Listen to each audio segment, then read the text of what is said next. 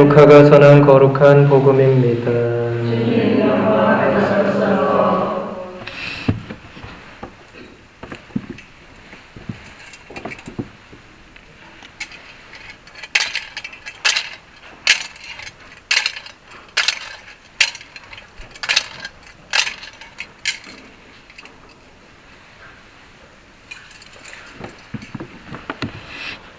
그 무렵 아우구스투스 황제에게서 칙령이 내려 온 세상이 호접 등록을 하게 되었다. 이 첫 번째 호접 등록은 퀴리니우스가 시리아 총독으로 있을 때 실시되었다. 그래서 모두 호접 등록을 하러 저마다 자기 본향으로 갔다. 요셉도 갈릴레아 지방 나자렛 고을을 떠나 유다 지방 베들레헴이라고 불리는 다윗 고을로 올라갔다.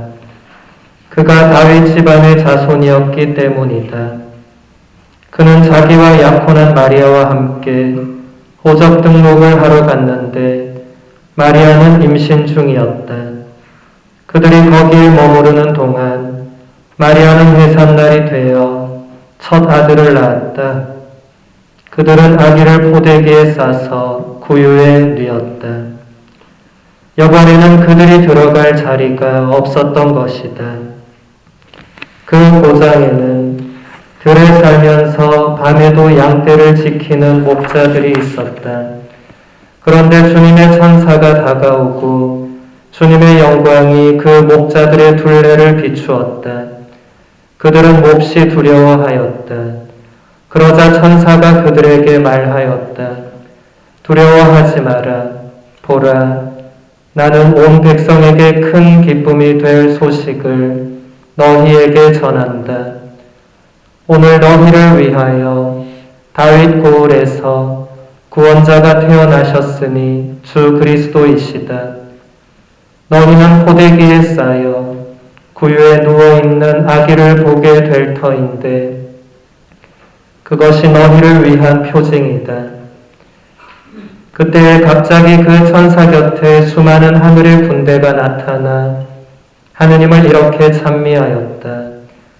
지극히 높은 곳에 서는 하느님께 영광, 땅에서는 그분 마음에 드는 사람들에게 평화. 주님의 말씀입니다.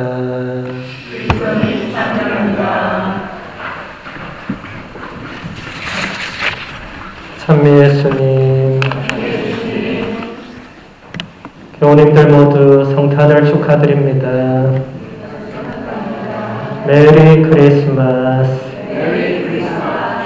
네, 오늘 아침에 눈이 내려서 화이트 크리스마스라고 하는 낭만적인 크리스마스를 우리가 맞이했는데 저는 아침에 눈 뜨자마자 눈 오는 걸 보고 짜증이 확 나더라고요.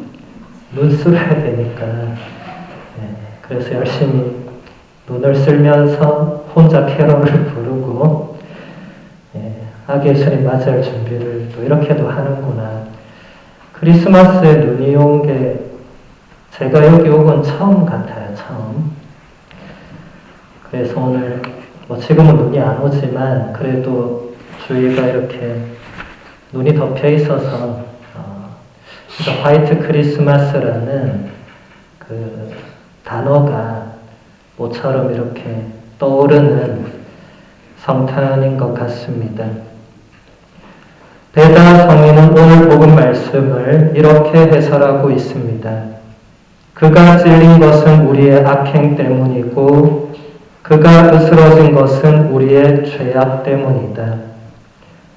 구세주의 탄생을 알리는 표징이 티로 산 고급 자색 비단에 쌓인 아기가 아니라 거친 포대기에 쌓인 아기였음을 우리는 눈여겨보아야 합니다. 그분은 화려하게 장식된 황금 침대가 아니라 짐승들의 구유에 누워 계셨습니다. 이것은 그분께서 우리의 죽을 수밖에 없는 운명을 당신 몸에 지셨을 뿐만 아니라 우리를 위하여 가난한 이들의 옷을 몸소 입으셨다는 뜻입니다.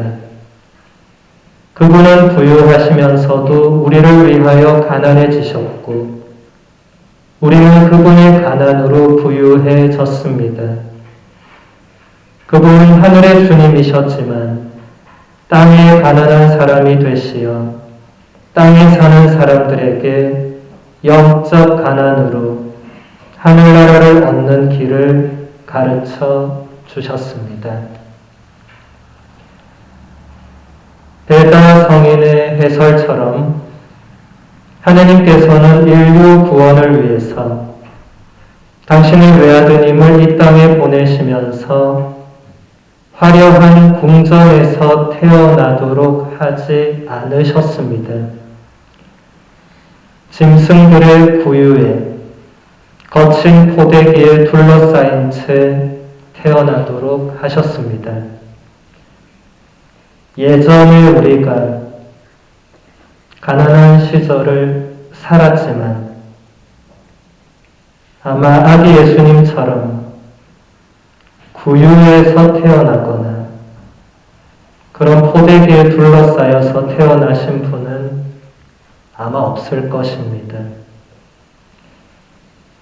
그렇다면 왜 하나님께서 외아드님을 그렇게 태어나게 하셨는지 생각해 보아야 할 것입니다.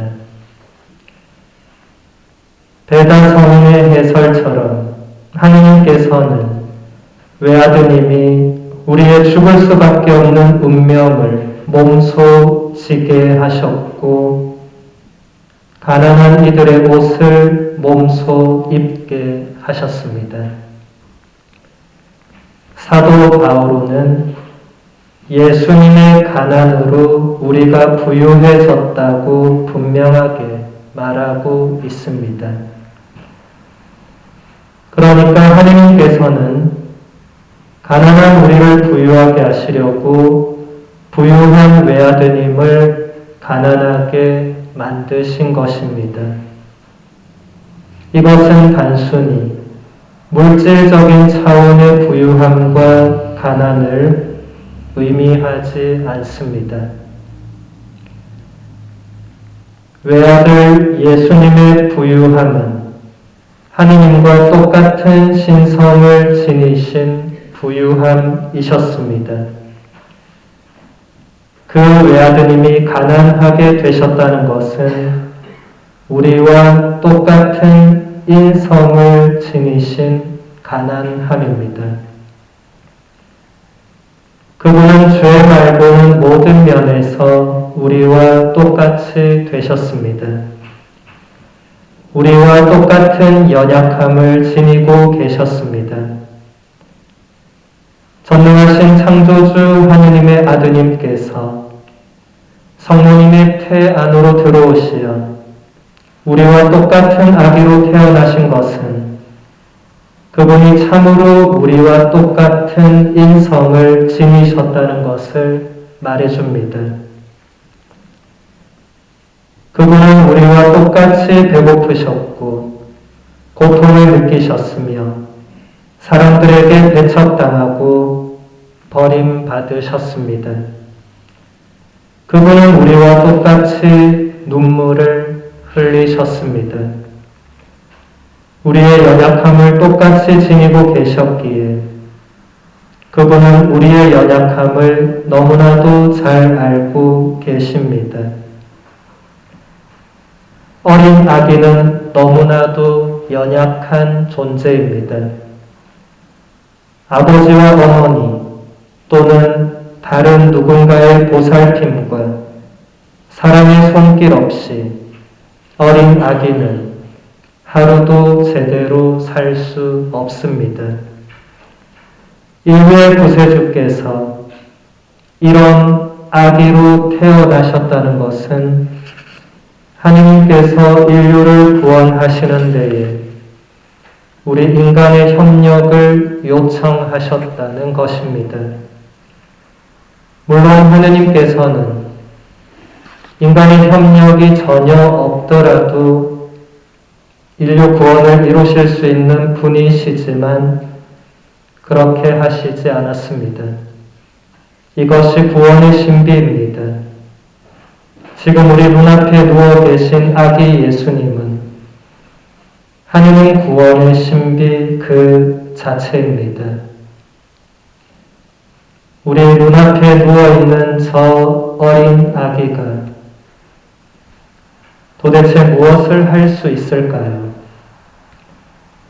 끊임없이 전쟁이 발발하고 환경은 오염되어 가며 기후 위기는 날로 심각해지고 사람들은 점점 더 서로에게 무관심해져가는 이 세상에서 구유에 누워 계신 아기 예수님이 과연 무엇을 할 수 있을까요?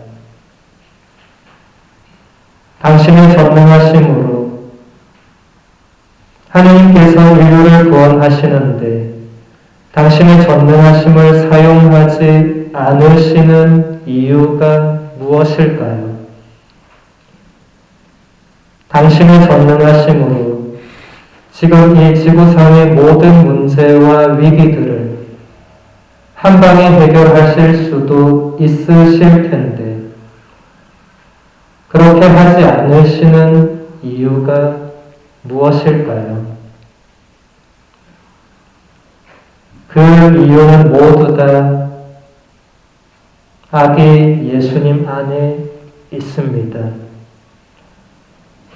전능하신 하느님께서 당신의 전능하심으로 모든 일을 처리하시고 우리를 구원하신다면 아마도 우리는 하느님의 그 구원에 기뻐할 수 없을 것입니다.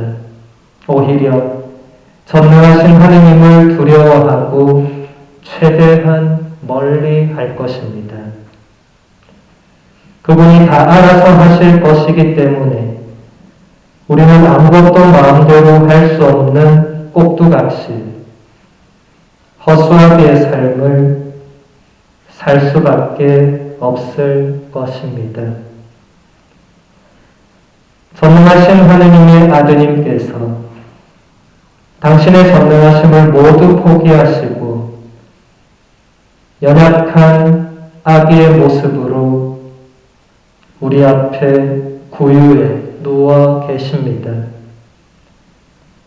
우리는 아무도 이 아기를 두려워하거나 멀리하지 않습니다. 헤로데는 이 아기를 두려워하여 죽이려고 했지만 우리는 전혀 그렇지 않습니다. 우리는 이 아기를 평화의 임금님으로 모십니다. 이 아기가 주는 평화로 세계의 평화를 이루고자 합니다. 그래서 아기 예수님 탄생을 기뻐하는 이 밤에 우리 모두는 세상의 평화를 위해서 기도해야 할 것입니다. 우리 자신과 우리의 가정과 우리 본당 공동체의 평화를 위해서 기도해야 할 것입니다. 평화가 없는 나 자신과 가정과 공동체는 전쟁보다 더한 곳이 될 수도 있습니다. 평화의 분왕이신 아기 예수님께 평화를 간청합시다. 기쁨과 평화가 절실히 필요한 모든 곳에 아기 예수님께서 주시는 기쁨과 평화가 가득하기를 이 밤, 이 미사 중에 우리 모두의 마음을 모아 기도합시다.